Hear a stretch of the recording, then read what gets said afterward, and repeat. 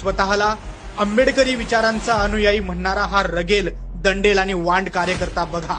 जर तुम्ही संभाजीनगरच्या एका महाविद्यालयाच्या बाहेर संघटनेचा प्रचार प्रसार करत असाल, तुम्ही संघटनेत सामील व्हावं याच्यासाठी नाव नोंदणी करत असाल, जी संघटना जी माणसाला माणूस मानत नाही, जी संघटना जी धर्म व्यवस्थेमध्ये तेढ निर्माण करते, जी संघटना जाती जातींमध्ये भांडण लावते, ज्या संघटनेमध्ये समानता शिकवली जात नाही, ज्या संघटनेमध्ये एकात्मता नाही, ज्या संघटनेमध्ये धर्म व्यवस्था मानली जाते, त्या संघटनेचा प्रचार प्रसार जर तुम्ही महाविद्यालयाच्या बाहेर करत असाल आणि हे सर्व बघून एक आंबेडकर अनुयायी, एक आंबेडकर भीमसैनिक जर तुम्हाला विरोध पुकारत असेल, तर त्याला तुम्ही रगेल, वांड आणि दंडेल कार्यकर्ता म्हणता का?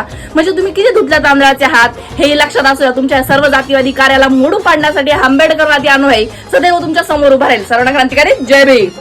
लढणे आहे समतेची लढाई, ही लढाई संपणारी नाही, भीमाने या लढाईच्या पायी सारे जीवन खर्चिले।